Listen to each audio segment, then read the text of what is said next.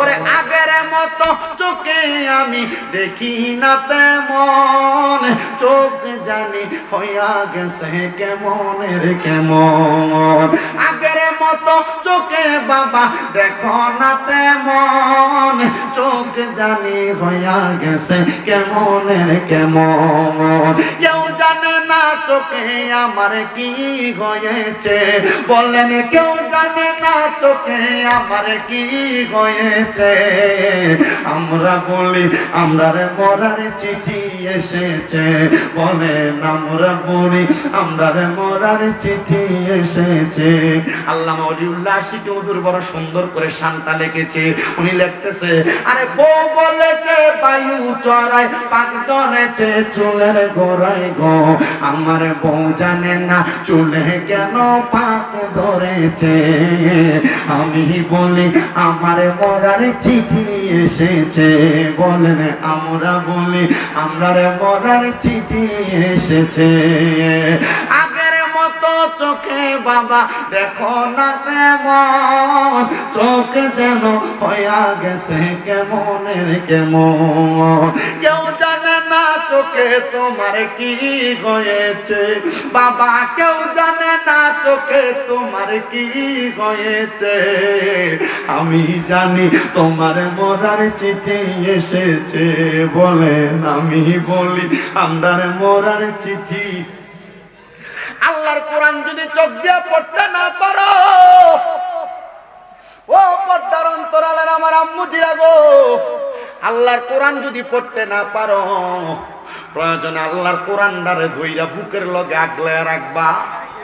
যদি আল্লাহর কোরআন না পড়তে পারো, আল্লাহর কোরআনটারে খুইলা তুমি আল্লাহর কোরআনের দিকে তাকিয়ে থাকবা। যুবক রে, ও মুরব্বী বাবারা, আল্লাহর কোরআন যদি তুমি তাকিয়ে তাকিয়েও থাকতে পারো, আমার আল্লাহ তাআলা তোমার অসংখ্য পরিমাণ বরকত আর নিয়ামত দান করবি। এবার আপনারা বলেন, আল্লাহর কোরআন পড়ে আমরা অসংখ্য পরিমাণ বরকত আর নিয়ামত নিতে চাই কি চাই না? জোরে কর।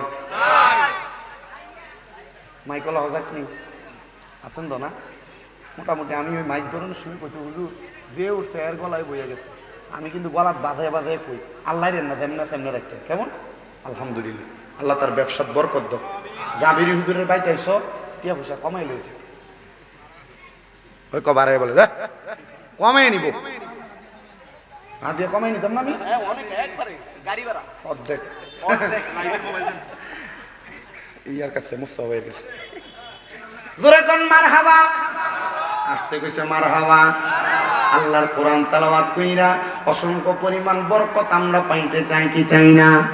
যারা পড়তে পারেন না শিকার চেষ্টা করবেন, আর যদি শিকার আগে মারা যান মরণটা হয়ে যাবে শহীদের মরণ। বাবা, আমার মূল সাবজেক্টের বয়ান আমি আপনাদের কাছে করব। আল্লাহর কোরআন তেলাওয়াতের একটা ওয়াকে আপনাদেরকে শোনায়া যায়, যে ওয়াকেটা শুনলে আপনার ভালো লাগবে। পর্দার অন্তরালে আমার দাওরা এলাকার অনেক মা বোনেরা শুনতেছেন, ও মা আপনাদের সন্তান শামীম রেজা আপনাদেরকে কোরআন তেলাওয়াতের একটা বরকত শিখিয়ে দেয়া যায়। যারা কোরআন পড়তে পারেন না, তেলাওয়াত করতে পারেন না, ও বন্ধু, বলকের একজন বড় মাপের আল্লাহর ওলির কথা আমি আপনাদেরকে বইলা আমি আমার বয়ানের মূল ধারার মধ্যে চলে যাইব। বলকের ওই আল্লাহর ওলি বলেন, আমি সব সময় আমার একটা অভ্যাস, যখন আমি অবসর থাকি মাঝে মাঝে আমি আল্লাহ তাআলার বান্দা যারা মারা যায় তাদের কবরের সামনে দিয়ে আমি তাদের কবর জিয়ারত করি। স্বভাবটা কি ভালো না খারাপ? জোরে কোন ভালো না খারাপ? আল্লাহর নবী শিখিয়ে দেয়, উম্মত তোমরা বেশি বেশি করে কবর জিয়ারত করো। কেন? আল্লাহর নবী কয়, উম্মত বেশি বেশি কবর জিয়ারত করলে এই কবর জিয়ারত তোমাদেরকে মৃত্যুর কথা স্মরণ করিয়ে দেয়। আর যদি কোনো মানুষ দৈনিক 20 বার মরার কথা স্মরণ করে, কয়বার? জোরে কোন। 20 বার। ফলান মানুষ তোমরা একটু জোরে যদি কও তাহলে তো আমার ওয়াজটা একটু ভালো করে করন যাও, একটু মহাব্বতে কোন কয়বার? 20 বার। 20 বার মরণের কথা স্মরণ করো। আমি নবী ঘোষণা করলাম, ওই 20 বার মরণের কথা স্মরণ করার কারণে আমার আল্লাহ তাআলার ওই বান্দা যদি ওই দিন মারা যায় তাহলে তার মরণটা শহীদের কাতারে উঠা যায়। সুবহানাল্লাহ। না আমরা কিপটামি করে সুবহানাল্লাহ। এই দেওরা গ্রামে দ্বিতীয়বার আমি আসছি। আরেকবার কি মার্কেট না এটা? কিতা না? দাদাভাই মার্কেট। দাদাভাই মার্কেট। দাদাভাই মার্কেট একবার আইছি। এনে তো আমি তো যাবার দিচ্ছি না তার এমনি বইয়ে থাকতাম না ছুট্টু জায়গাতে আমরা মাফি করছে গা যা হয়েছে দাদা ভাই মার্কেট একবার এসে গেছে আমি তো জানি আপনারা কোন লেভেলের ওয়াশ শোনেন তবে আমার যদি একটু জবাব না দেন আমি কথা কইতে কষ্ট হইব এই ফর্দাটার ইন্ডিয়া খুললা ইন্ডিয়া নিয়ে বাইন্দালাও এই জায়গাটা খোলো খুলে বান্ধো মানুষের বনের জায়গা দিতে পারতাম না খারণের জায়গা কি দিতে পারতাম না তাড়াতাড়ি খুললা লাগাও ফর্দা খুলো খুললা নিয়ে ইন্ডিয়া লাগাও বেরিয়ে যদি থাকেন আপনার ফর্দার আড়ালে দেখবেন ইন্ডিয়া এই মাথাটা খুলে দাও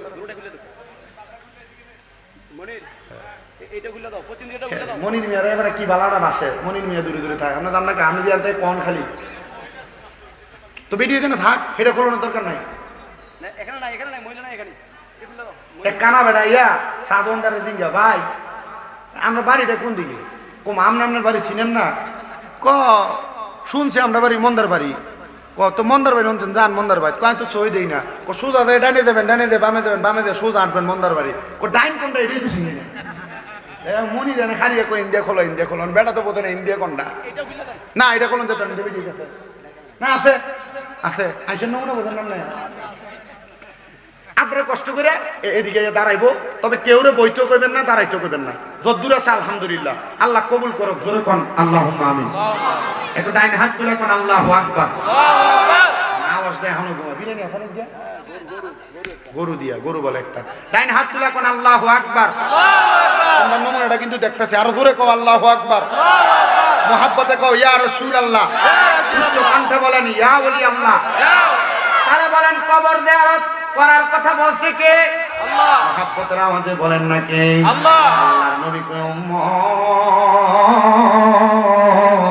ওই কবর যদি কেউ বেশি বেশি জিয়ারত করে আর দৈনিক 20 বার কবর জিয়ারত কইরা অথবা কবরের কথা স্মরণ কইরা যদি ওই বান্দাটা ওই দিন মারা যায় ওই উম্মত ওই দিন মারা যায় তাহলে তার মরণটা শহীদের মরণ হয়ে যায়গা জবানটা খুলে ধরে ধরে কন্যা সুবহানাল্লাহ সুন্নিরা কেন মাজারের সামনে পড়ে থাকে রে ও দেওরার বাবারা এটার অন্য কোনো কারণ না সুন্নিরা আল্লাহরে ডরায় এইজন্য আল্লাহর ওলির মাজারের কাছে পড়ে থাকে আর কান্দে আল্লাহ তোমার বন্ধু যেই পথে চইলা গেছে তোমার বন্ধুটারে তুমি যেমনে কবুল করছো এই ওলিটার লগে আমরারে তুমি কবুল করো ও বন্ধু আপনারা বলেন আল্লাহ চাইলে কবুল করতে পারে কি পারে না এবার ওই আল্লাহর উনি বলখের উনি বলেন আমার একটা স্বভাব ছিল যখনই অবসর থাকতাম আমি কবরের সামনে জিয়ারত করতাম এবার আমি বলক রাজ্য থেকে একদিন গেলাম রোম দেশের মধ্যে রোম দেশে যাওয়ার পরে ব্যবসায়িক উদ্দেশ্য আমি রোম দেশের মধ্যে ব্যবসা করতে করতে করতে করতে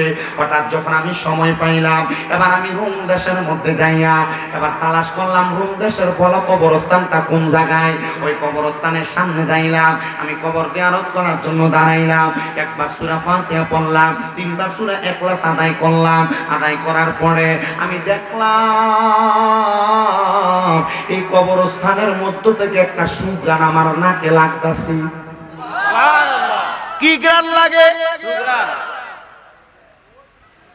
উনি বলে আমি দেখলাম একটা সুঘ্রাণ আমার নাকে লাগে আমি সুঘ্রাণটা পাইয়া মনে করলাম মনে হয় কোনো মানুষের নতুন তাড়াতাড়ি কবর দেওয়া হয়েছে নতুন কবর হইলে আতল্যবান কবরের উপরে সিরিয়া দেয় জন্য সুঘ্রাণ আসে কিন্তু আমি ডাইনে তাকাইলাম বামে তাকাইলাম সামনে তাকাইলাম আমি দেখলাম আমার চোখের মধ্যে কোনো নতুন কবর পড়ে না এবার আমি আস্তে আস্তে ওই কবরস্থানের মধ্যে প্রবেশ করলাম প্রবেশ কইরা ওই কবরস্থানের সবগুলা কবর দেখলাম উদ্দেশ্য হইল ওই নতুন কবরওয়ালার কবরের সামনে দাঁড়ায়া আমি একটু আল্লাহ তাআলার কাছে দোয়া করব আল্লাহ যেন নতুন কবরওয়ালার কবরটারে জান্নাত বানায়া দেয় ওই বলখের আল্লাহর উনি বলেন আমি দেখলাম পুরোটা কবরস্থানের মধ্যে কোনো কবর নাই যেই কবরটা নতুন আমি আবার তাকে দেখতে দেখতে সর্বশেষ একটা কবরের সামনে গেলাম একবারে পুরাতন কবরটা মাটির সাথে একবারে মিশানো কিন্তু দেখলাম এই কবরটার কাছে যাওয়াতে আমার নাকে ঘ্রাণটা আরো বেশি করে লাগতাছে আরো জোরে কোন আমি দেখলাম নাকের মধ্যে ঘ্রাণটা একটু বেশি করে লাগতেছে যখন আমি নাকের মধ্যে ঘ্রাণটা পাইলাম নাকের সামনে ঘ্রাণটা পাইয়া আমি এবার এই কবরটার সামনে দাঁড়ায়া দাঁড়ায়া আল্লাহ তাআলার কাছে দোয়া করলাম এবার ঘ্রাণটা যখন আমার কাছে বেশি লাগলো আমার মনের মধ্যে একটু খটকা লাগিয়া গেছে গা আমি এবার কবরের সামনে দাঁড়ায়া দাঁড়ায়া দেখলাম কবরের রাস্তার পাশে দিয়ে কেউ যায়নি যখন দেখলাম একজন আগন্তুক পথিক এই কবরের সামনে দিয়া যায়। আমি আবার ওই কবরের সামনে দাঁড়ায় জিজ্ঞাসা করলাম, এই কবরের এলাকার মানুষ, এই কবরের এলাকার বাসিন্দা, তুমি কি আমার কাছে বলবানি এই কবরটা কার কবর? উনি পথিক ডাক দিয়া কয়, আমি বলতে পারবো না, তবে আমার সঙ্গে একজন সঙ্গী আছে, উনি পেছন থেকে আসতেছেন, উনি আপনাকে বলতে পারবেন, উনি কারণ এলাকার সবচাইতে পুরনো মানুষ। যুবক ভাইরা, মুরব্বী বাবারা, পর্দার অন্তরালের আমার মা বোনেরা, একটু মনোযোগের সাথে আলোচনাটা শ্রবণ করার চেষ্টা করবেন। এবার পিছন থেকে যখন আরেকজন আগন্তুক ব্যক্তি আগমন করলো, আগন্তুক করার সাথে সাথে এবার জিজ্ঞাসা করে, আপনি বলেন এই কবরটা কার কবর?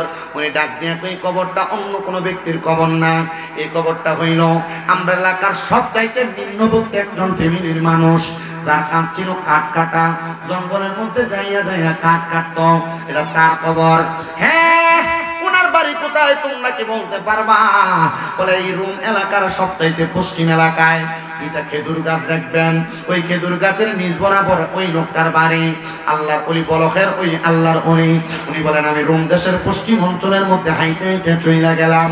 পশ্চিম অঞ্চলে যাইয়া ওই ব্যক্তির ঘরের সামনে সালাম দিলাম, আসসালামু আলাইকুম ওয়া রাহমাতুল্লাহ, আসসালামু আলাইকুম ওয়া রাহমাতুল্লাহ, আসসালামু আলাইকুম ওয়া রাহমাতুল্লাহ। কয়বার? যেরকম কয়বার?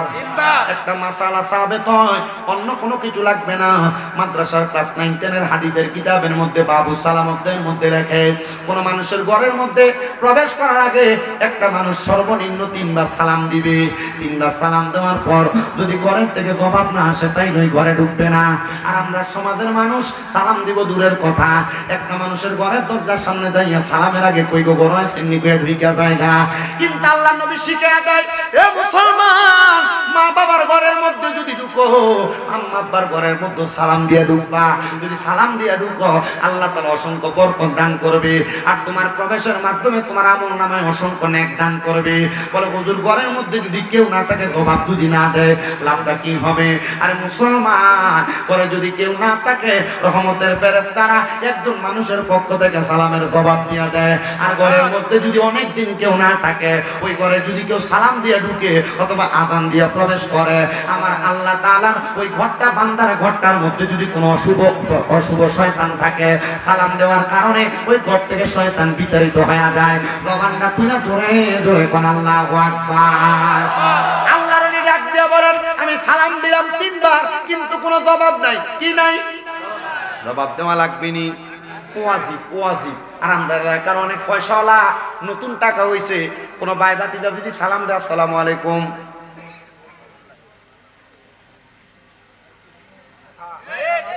আমি কিতা কইছেন? কিতা এটা? কিতা এটা? কি এটা? বাপ দেখাইছে। কি দেখাইছে? বাপ দেখাইছে। ওরে বিচার হবে কর্ম অনুসারে, কঠিন হাসরে ফিডা হইব কর্ম অনুসারে। তুমি বাপ দেখাইবা, পয়সাওয়ালা হইছো, সালামের জবাব দাও না, আবার মানছে তোমার সালাম দিব এই আশা করবা। আল্লাহর কসম, আল্লাহর মাই দুনিয়ার ভাই, এমন ফিডা ফিটবো কাঁটা বাসের গোড়া দিয়া বাইরেইব। আপনারা বলেন দেওরা এলাকায় এমন মানুষ নাই? আছে। শুধু দেওরা না রে, এমন অহংকারী মানুষ সব এলাকায় আছে। আপনাদের কাছে আমি করজোরে একটা আবদার করি রে বাবারা, আমার আল্লাহ তাআলা আমার নবীর মাধ্যমে কি আমাদের শিক্ষা দিল, ওই শিক্ষাগুলা আমাদেরকে একটু জানা লাগবে।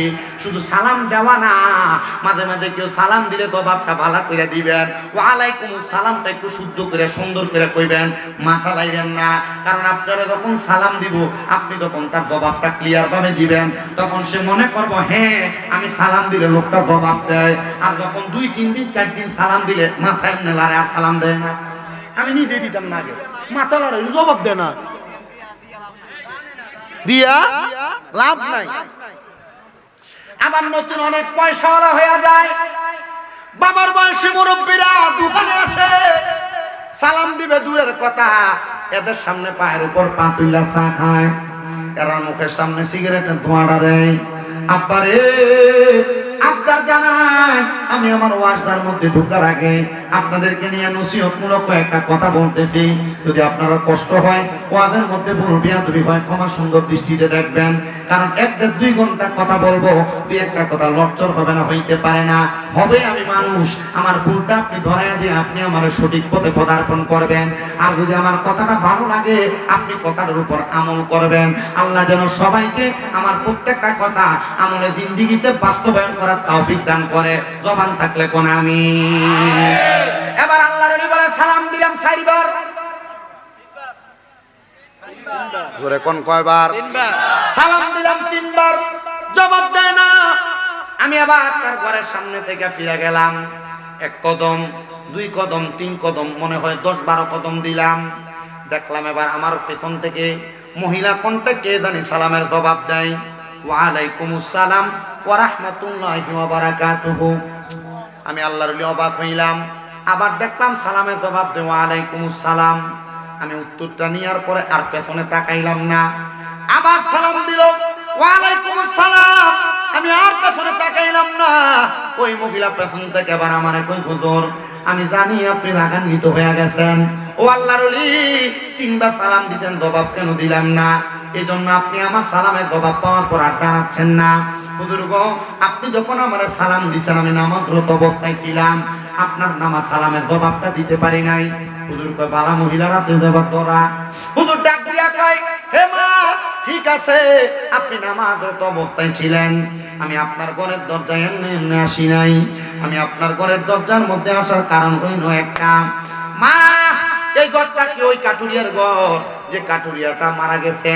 মহিলা কয়, হ্যাঁ হুজুর, ওই কাঠুরিয়ার ঘর যে কাঠুরিয়াটা মারা গেছে, আমি ওনার একজন স্ত্রী। হুজুর আপনার পাঞ্জাবি, আপনার লেবাস দেখতে দেখা যায় আপনি ভালো মানুষ, আলেমে দ্বীন মানুষ, আল্লাহর কোনো খাস বান্দা হবেন, আসেন না একটু মেহমানদারি করবো আপনাকে। হুজুর কয়, না, আপনি একজন বেগানা নারী, আমার জন্য গায়রে মাহরাম, আমি আপনার সামনে যাইতে পারবো না। মা আপনি ওই জায়গায় থাকেন, পেছনের দিকেও ফিরলাম না, আপনি আমার একটা কথার জবাব দিবেন নি গো মা? ডাক দিয়ে কয়, হ্যাঁ, আপনি আপনার কথার জবাব জানতে চান, বলেন বলেন কি কথার জবাব জানতে চান? হুজুর ডাক দিয়ে কয়, আপনার স্বামী তো একজন কাঠুরিয়া, আপনার স্বামীর এমন কোন আমল আসেনি যে আমলের কারণে আমার আল্লাহ তাআলা আপনার জামাইরে কবরে ফালা রাখবো? বেরি কয়, হুজুর কার কথা বললেন? আমার জামাই কাঠ কাটতো, যদি নেক আমল থাকতো আমার জামাই তো একটা আল্লাহর ওলি হয়ে যাইতো। হুজুর আমার স্বামী মূর্খ মানুষ, আমার স্বামী কাঠুরিয়া মানুষ, আমার স্বামীর এমন কোনো ভালো আমল ছিল না। আল্লাহর ওলি কয়, মা মনে করি না, দেখো না এমন কোন ছোটখাটো আমল আসেনি যে আমলের কারণে আমার আল্লাহ তাআলা তোমার জামাইরে জান্নাতবাসী বানাইবো। ওই মহিলা ডাক দিয়ে কয়, হুজুর আমার কাছে একটা কথা আমার বেশি মনে হয়ে যায়, আমার জামাই আল্লাহর কোরআন তেলাওয়াত করতে পারতো না, কিন্তু আমার জামাইরা যখন জঙ্গলে কাঠ কাটতো, কাঠ কাইটা আসার সময় বাজারের মধ্যে কাঠগুলা বিক্রি কইরা আসার সময় কিছু চাউল আনতো অথবা কিছু আটা আনতো, জব আনতো। আমার স্বামী আমার কাছে আটাগুলা, জবগুলা, চাউলগুলা দিয়ে যখন ওযু বানাইতে, গোসল করতে যাইতো, আমি আমার খাবারটা বানাইতে যত দেরি হইতো, আমি দেখতাম আমার স্বামীটা আমার ঘরের মধ্যে মুসল্লাটা বিছাইয়া আল্লাহর কোরআন হাতের মধ্যে নিয়া আল্লাহর কোরআনের দিকে তাকায়া তাকায়া কান্দে। হুজুর আমি যখন এমন অবস্থাটা দেখলাম, আমার স্বামীর অবস্থাটা দেখা আমি যখন দেখলাম আমার স্বামী কান্নাকাটি করে, একদিন দেখলাম, 2 দিন দেখলাম, 3য় দিন আমার স্বামীকে প্রশ্ন করলাম, হে আমার স্বামী তুমি কেন এমন ভাবে কান্না করো? কান্না করার কারণটা তোমার কাছে জানতে চাই, তুমি তো আল্লাহর কোরআন পড়োই না। উনি ডাক দিয়ে কই, হুজুর আমার স্বামীকে যখন বললাম তুমি তো আল্লাহর কোরআন পড়োই না, দেখলাম আমার স্বামীটা চোখের পানিগুলো টপ টপ করে ছাইরা দিছে, আমার স্বামী কান্না করতেছে। আমি জিগাইলাম, এ আমার স্বামী, আপনি আমার কলিজার টুকরা মানুষ, আপনার কোরআন তেলাওয়াতের কথা বললাম, আপনি যে কেমন জানি কান্না করে দিলেন। ডাক দিয়ে আমার স্বামী আমার উত্তর দেয়, হে আমার আদরের স্ত্রী, আমি যদি কোরআন তেলাওয়াত করতে পারতাম তাহলে আমি আল্লাহর কোরআনের দিকে তাকায় তাকায় কাঁদতাম না। হুজুর আমার স্বামীর আর কোন আমলের কথা আমি জানি না, তবে একটা কথা জানতাম, আমার স্বামী যে কোরআন তেলাওয়াত করতে পারে না, আমার স্বামী এই জন্য কান্নাকাটি করত। হুজুর আমার স্বামীটার আর কোনো আমল নাই। হুজুর বলেন না আমার স্বামীটার ব্যাপারে কি আপনি কোনো খবর জানছেন, অথবা আপনি কোনো ইলহামের মাধ্যমে কোনো খবর জানছেন নি? হুজুর কয়, না গো মা, তুমি নামাজ পড়িরা আমার আল্লাহ আল্লাহ তাআলার কাছে দোয়া করো, কারণ নামাজের মাধ্যমে আল্লাহ তাআলা মুক্তি দান করে। মহিলাকে আমি হুজুরের কথা শুই না ঘরের মধ্যে চইলা গেলাম। হুজুর কয় আমি আবার ওই মহিলার ঘরের সামনে আমার ঘাট থেকে একটা রুমাল খুললা, আমি রুমালটা বিছাইয়া 2 রাকাত নামাজের জন্য নিয়ত বাঁধলাম। ওই নামাজের নাম হইল সলাতুল হাজতের নামাজ। একটা জবানও বন্ধ নাই, জবানটা খুলা কোন নামাজটার নাম কি নামাজ? সলাতুল হাজত। চিন্তা করছেন? অনেকে চিন্তা করে হুজুর হাজতের নামাজের তো নাম ওই শুনছি না, ফজর পড়ি না, দুহর পড়ি না, আসর পড়ি না, মাগরিব পড়ি না, এশার পড়ি না। হুজুর আবার সলাতুল হাজতের নামাজ আইলো কই থেকে? ও বন্ধু, এই 5 ওয়াক্ত নামাজ ছাড়া আরো অনেক নামাজ আছে। সলাতুল তাহাজ্জুদের নামাজ, সলাতুল ইস্তেসকার নামাজ, সলাতুল হাজতের নামাজ, আওয়াবিনের নামাজ, এশরাকের নামাজ, চাষতের নামাজ, এমন অনেক নফল নফল নামাজ আছে। বন্ধুরে, এই নামাজগুলা পড়বেন তো দূরের কথা, আপনি তো 5 ওয়াক্ত নামাজই পড়েন না। আপনি কি জানেন না এই নামাজের মাধ্যমে আপনি মুক্তি পাইতে পারেন? আমার ওয়াজটা আমি শেষ কইরা আলোচনার ধারাবাহিকতা রক্ষা করার চেষ্টা করি। হুজুর বলে আমি সালাতুল হাজতের নামাজের নিয়ত করলাম, সূরা ফাতিহা পড়া আমি যখন ওই নামাজের মধ্যে কেরাতরা পড়া প্রথম রাকাতের সিজদা দিলাম, সিজদার মধ্যে তিনবার সুবহান রাব্বিয়াল আলা পড়া আমি আমার অন্তরের ব্যথার কথা ওই সিজদার মধ্যে বলতে লাগলাম। আবার দাঁড়াইলাম, আবার 2 রাকাত নামাজের প্রথম দ্বিতীয় রাকাতের মধ্যে আমি সূরা পড়লাম, কেরাত মিলাইলাম, রুকু করলাম, সিজদা করলাম, 3 বার সুবহান রাব্বিয়াল আলা পড়া আমি আমার নামাজের মধ্যে আমার মনের ব্যথার কথা বললাম। ও বন্ধু, এটাই একটা নামাজ, যে নামাজের সিজদায় দিয়ে নিজের কষ্টের কথা বলা যায়। হুজুরকে আমি আমার অন্য কোনো কষ্টের কথা বললাম না, আমার যে হাবত জানার ইচ্ছা ওই কথাটা সিজদার মধ্যে বললাম। ও আল্লাহ, ও মনিব মাওলা গো, এই কবরের মধ্যে যে ব্যক্তি আছে আমার হাজত হইল এইটা, এই ব্যক্তি কবরের মধ্যে যে আছে একজন কাঠুরিয়া, এমন কোন আমল নাই যে আমলের কারণে এই ব্যক্তি কবরের মধ্যে শান্তিতে থাকবে। আল্লাহ বলো না এই ব্যক্তির কবর থেকে কেন এত সুঘ্রাণ আসতেছে? আমার আল্লাহ তাআলার পক্ষ থেকে ওই নামাজের সিজদার মধ্যে আওয়াজ আসছে, এ বান্দা, এই বান্দা যে আল্লাহর কোরআনের দিকে চাইয়া চাইয়া চোখের পানি ফালায়া ফালায়া কোরআন পড়তে পারে না, বুইলা বুইলা আফসোস করে কাঁদছে, আমার আল্লাহ তাআলা এই ব্যক্তির কবর থেকে এই জন্য একটা সুঘ্রাণ জারি করে দিয়েছে, মানুষ যেন এই ব্যক্তিকে দেখে দেখে শিখতে পারে। এবার আল্লাহর ওলি কয়, এ রোম এলাকাবাসী শুনো, আল্লাহর কোরআন না পড়া কোরআনের দিকে তাকায় তাকায় কাইন্দা কাইন্দা এই ব্যক্তির কবর থেকে এত সুন্দর সুঘ্রাণ আসতেছে। তোমরা যারা কোরআন পড়তে পারো না পড়ার চেষ্টা করো, আর যারা পড়তে পারো না এই কোরআনের দিকে তোমরা তাকায় থাকো। এবার আপনারা বলেন, আমরা যারা পড়তে পারি না, না পড়তে পাইরা আল্লাহর কোরআন শিখার চেষ্টা কইরা যদি আমরা মরণের আগ পর্যন্ত কোরআনের দিকে তাকায় তাকায় থাকি, কোরআনকে মহব্বত করি, কোরআনকে ভালোবাসি, আমার আল্লাহ চাইলে আমরা কবরের আযাব মরার পরে মাফ করতে পারে কি পারে না? সবাই জবান খুলে জোরে জোরে পড়েন, ফি শানে হাবিবিহি ওয়া মাহবুবিহি ওয়া মা'শুকিহি মুখবিরাও ওয়া আমিরা।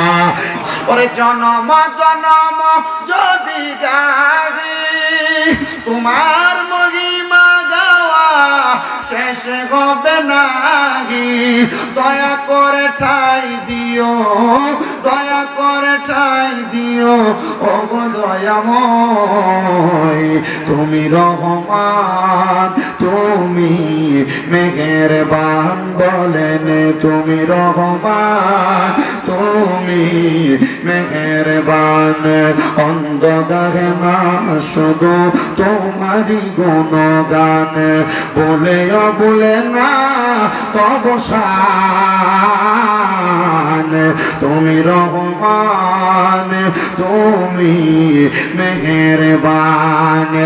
কখনো তোমাকে যদি বলি হেদায়াতের আলো দিয়ে নিও কাছে তুলি, দয়া কর মায়া কর, বলেন দয়া কর মায়া কর, ও গো রহমান, তুমি রহমান, তুমি মেহেরবান।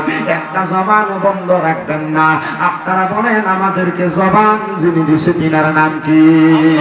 ওই আল্লাহর ডান হাত ধরে একবার ধরে রাখবেন, আল্লাহ মুহাব্বত নিয়ে ডাকবেন আল্লাহ। দুইটা হাত তুলে পড়েন না ইয়া রাসূলুল্লাহ। এবার উচ্চ কণ্ঠে জোরে পড়েন ইয়া ওলি আল্লাহ। আমার তরিকতপন্থী ভাই বাবারা, বন্ধুরা গো, ও মুমিন মুসলমানের দলেরা, এবার একটু মনোযোগ নিয়ে বসবেন। মাহফিলের পোস্টারের মধ্যে সুন্দর একটা সাবজেক্ট নির্ধারণ করে দেওয়া হয়েছে। আমাকে সাবজেক্ট দিয়েছে পবিত্র ঈদে মিলাদুন নবী এবং শানে রিসালাত। এই দুইটা বিষয়ের সামঞ্জস্যপূর্ণ কইরা আমি আপনাদেরকে আল্লাহর নবীর একটু সম্মানের বয়ানটা শোনাইতে চাই। আপনারা যারা বসছেন মনোযোগের সাথে শুনবেন।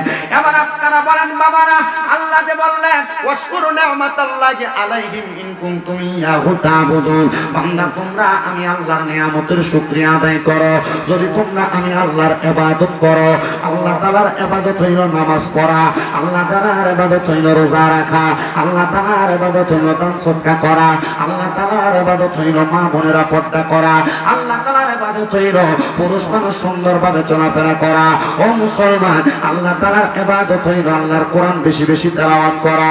কিন্তু আমাদের সমাজের মধ্যে এখানে আপনারা যারা আছেন এই জায়গার মধ্যে যে বয়স্ক মানুষ আছেন, আপনাদেরকে যদি প্রশ্ন করা হয়, আমার মনে হয় না এখানে 10, 15, 20, 25 জন মুরব্বী বাবা পাওয়া যাবে যারা আল্লাহর কোরআনটাকে সহি করে পড়তে পারে। ও বাবা, আপনি কেন আল্লাহ তাআলার কোরআনটাকে সহিভাবে সুন্দরভাবে পড়তে পারেন না? উনি বলবে হুজুর, সংসারের জ্বালাই পইরা ইনকাম করতে যাই, রুজি রোজগার করতে যাইয়া আমি ভালো করে আল্লাহর কোরআনটা পড়তে পারি নাই, শিখতে পারি নাই।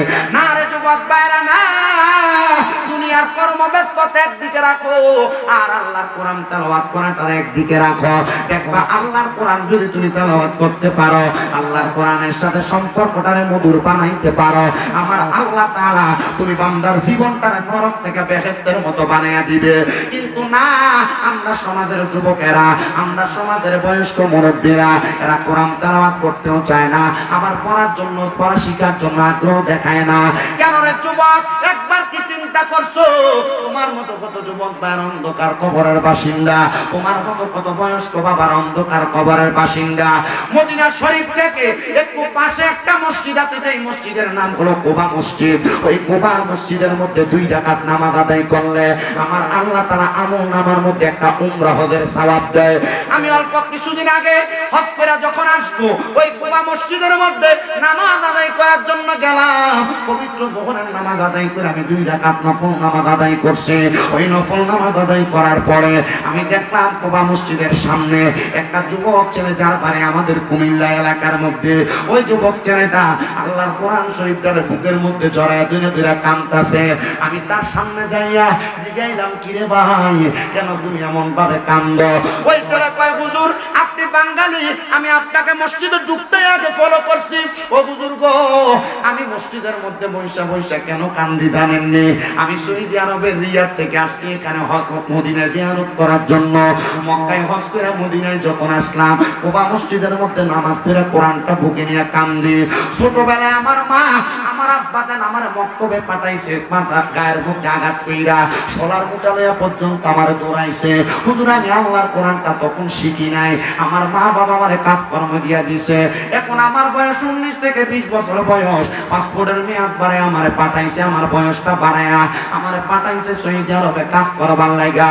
হুজুর গো, এই সৌদি আরবে আসার পরে আমি দেখছি কত মানুষ কত জায়গায় কাজকর্ম করে, কিন্তু অবসর হইলে 2-3 দিন ছুটি পাইলে তারা মক্কা মদিনা চলে আসে।